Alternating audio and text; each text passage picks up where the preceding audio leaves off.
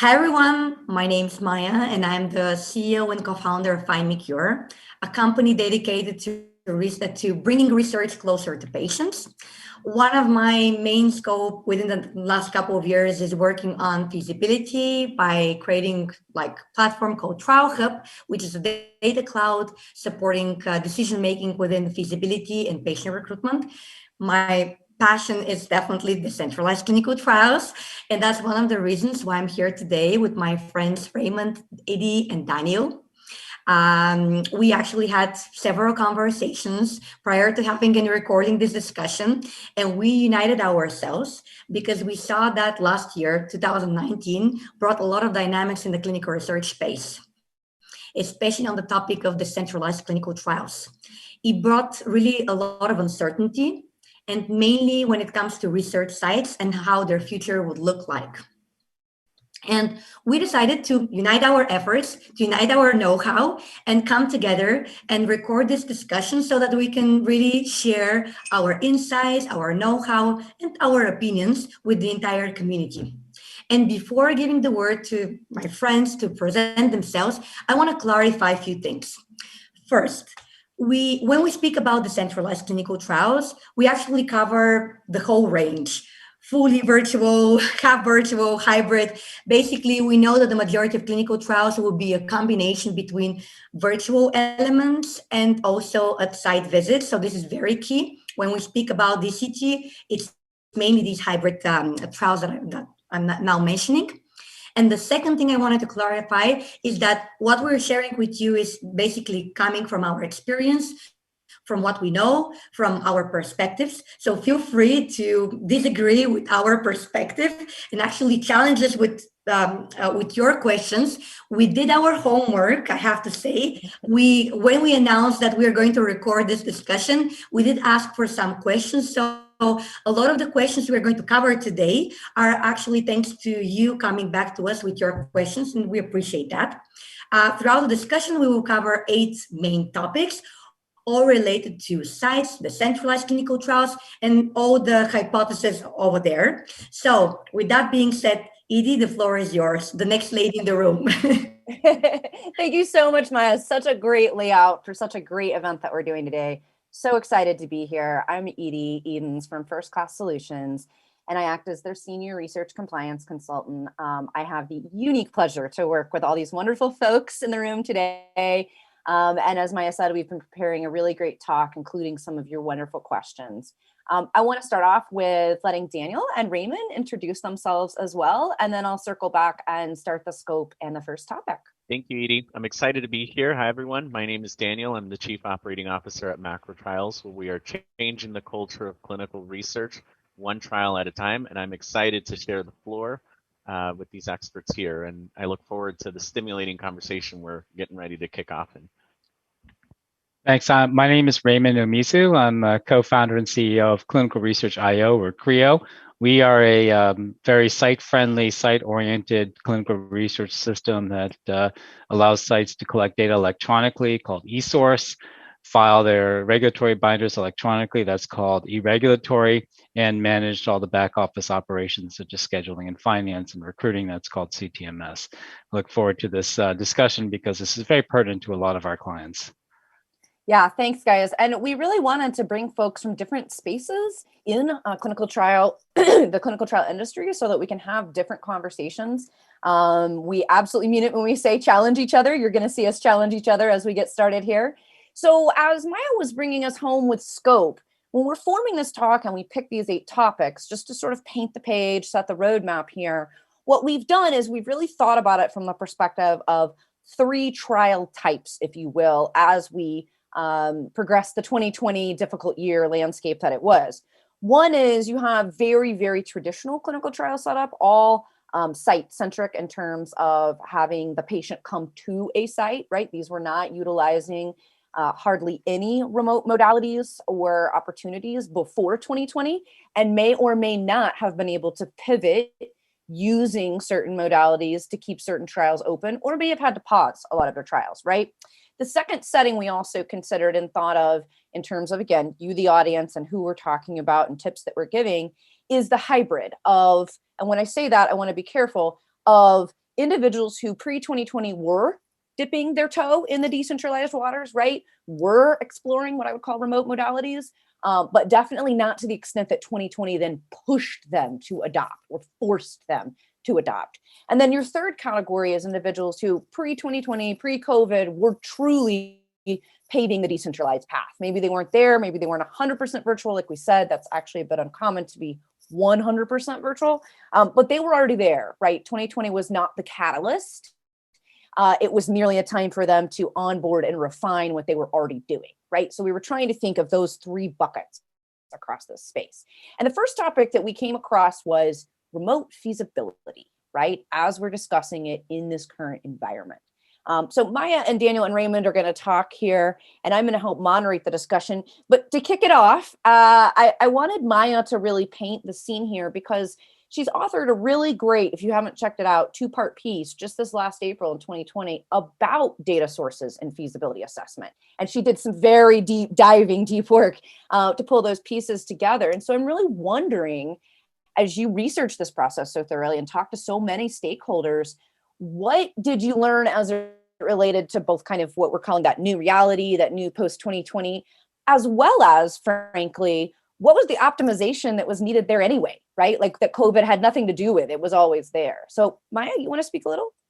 Yeah, sure. So the two pieces were all about what kind of data sources you can use for optimal feasibility. The reality is that we're with very tight hands. The goal of the feasibility in the end of the day is to answer the question, where can we find the right eligible patients? Like who do we partner with? Where can we find these patients? So in the end of the day, we have a smooth patient recruitment and clinical trial in time in the end of the day.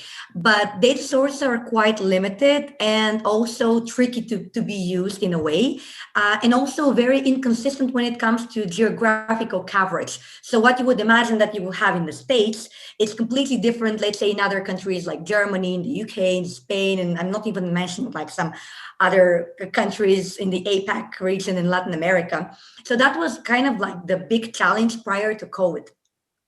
After COVID, actually COVID didn't bring that much of a challenge for feasibility, but what made it the difference, what brought the difference actually is the decentralized piece of clinical trials, because now to this component, where are the patients and which are these sites that would best suit the protocol and will have the patients with the right profile. Now you have also an additional questions, not only one, but additional questions like, okay, which are these sites that are best fit and equipped to actually work with technologies and provide remote support to patients?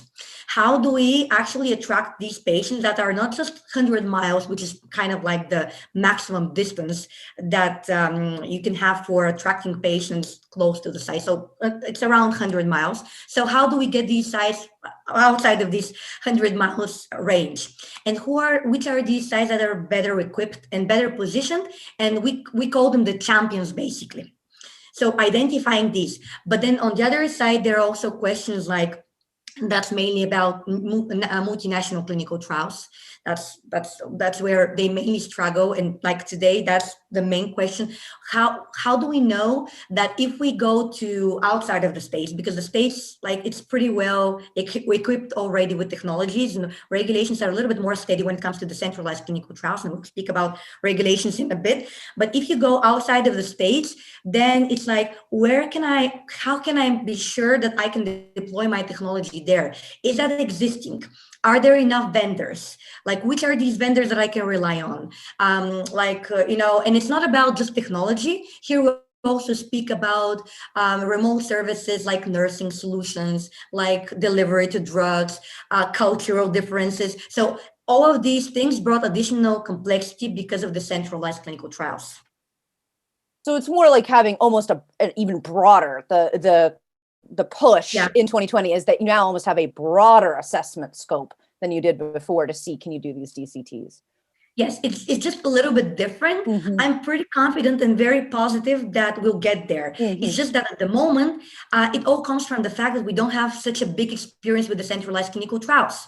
I mean, if you have and we actually, a trial hub, we we launched a database of clinical trials with virtual trial components, and that's something that we constantly work. So when we launched it, that was like middle of 2020, we saw that there are like pretty good number of trials, but then they were exponentially growing as we were going. So if you look at now, there are a lot more. So these are all examples how trials are using virtual trial components, where they are actually using these components, in which countries and which sites are using them. But that's something that comes with experience. So I'm very confident that by the time, let's say by the end of the year, or even before that, we will have a lot more experience to learn from and to actually apply after that to our new clinical trials.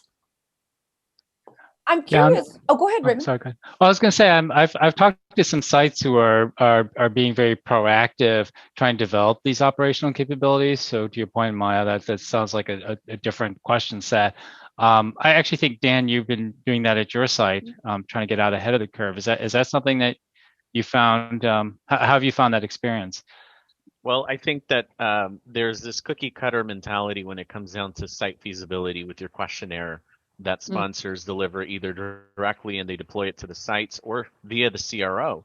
And I'd argue that if it's coming via the CRO, the visibility of the site's true capabilities are even more far removed from the sponsor, because you're putting the filter of the CRO. And, you know, I value CROs tremendously. I mean, they play such a critical role.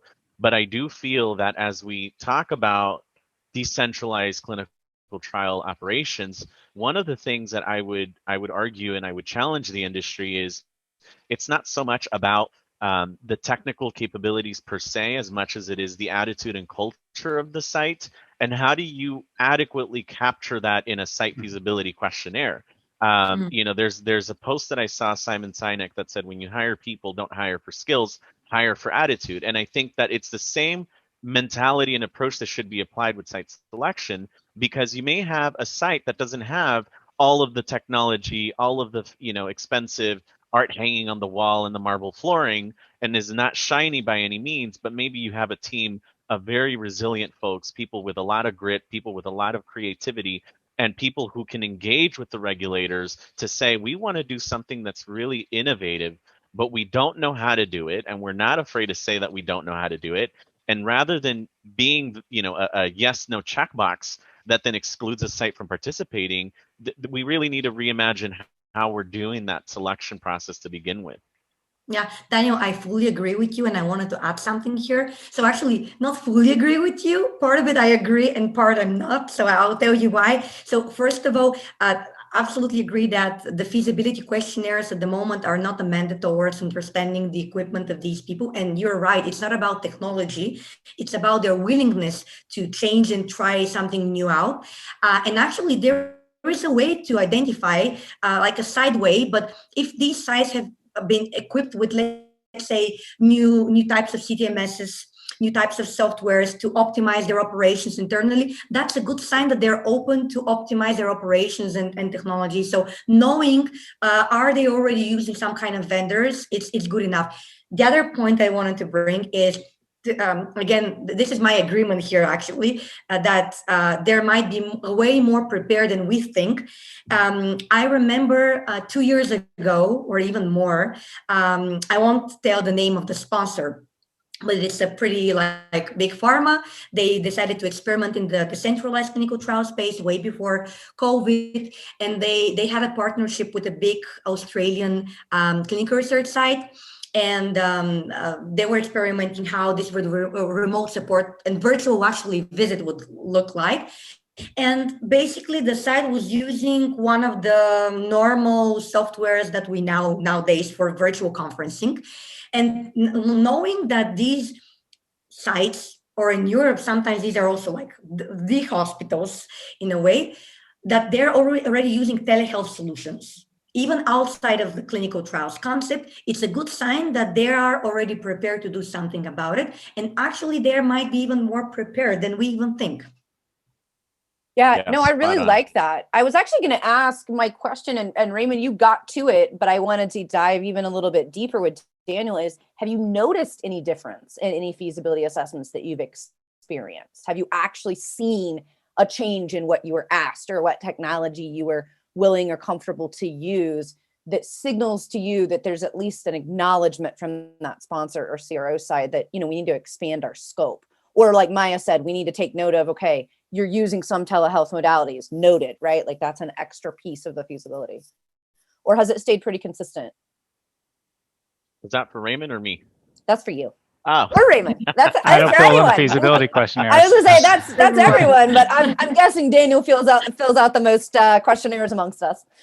Yeah, so it's a great question, because anytime a feasibility questionnaire comes through our desks here at Macro, we have a bit of a group huddle and we look at the questionnaire and we go, okay, we know what we can answer off the bat, but some of these questions require a little bit more context and color in of course, because it really depends on the PI's personality, the PI's approach to things, and how they want to conduct things.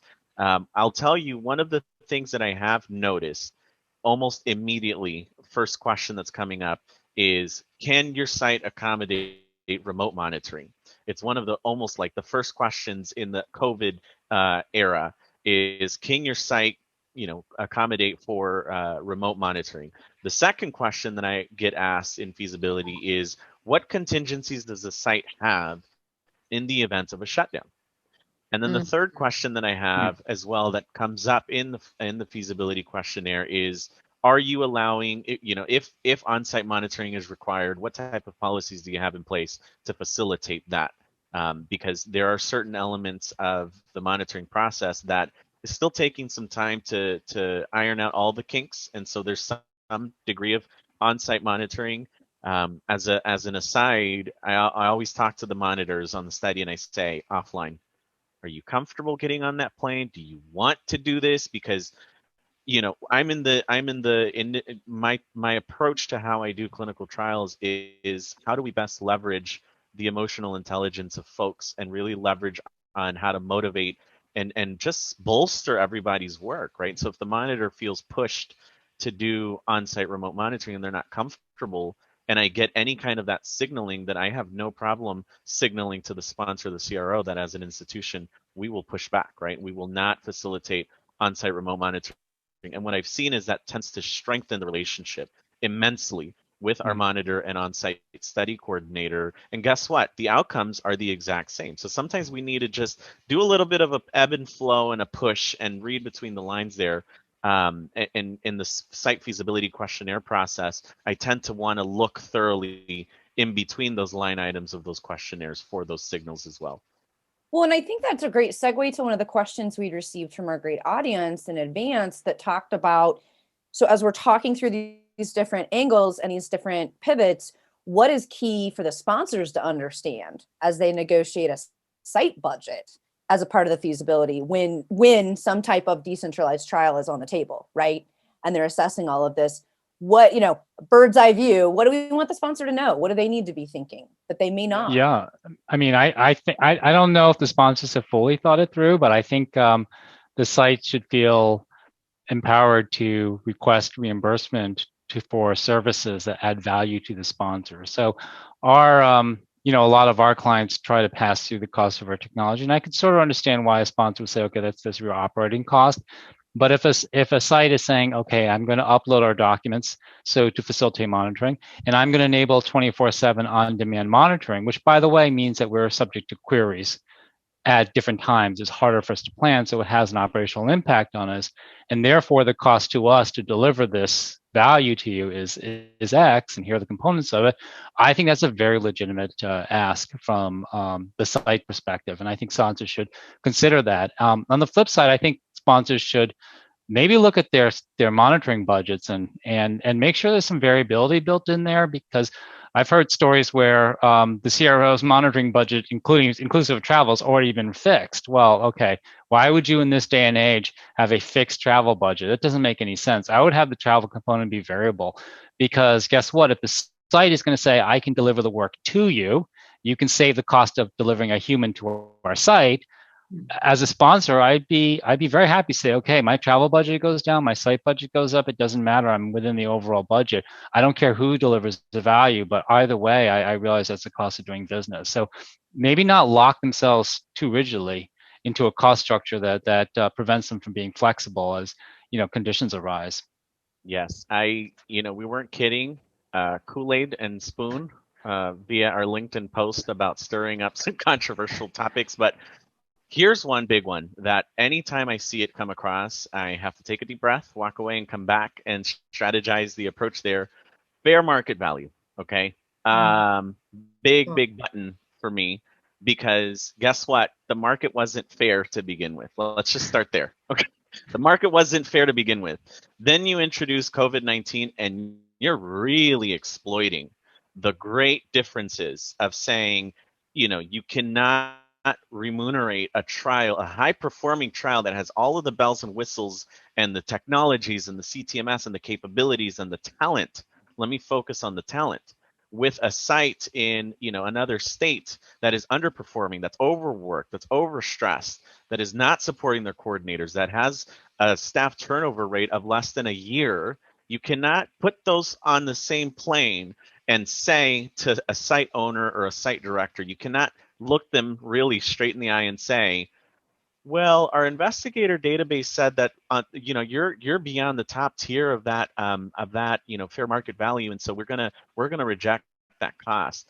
We really need to take a step back here, and one of our colleagues, Deborah, who I know Edie's collaborated with, will also probably agree there that it's not so much fair market value as much as it's defensible value about what you're offering, the value of what you're offering, and you just simply can't compare apples and oranges. Yes, the trial is the same.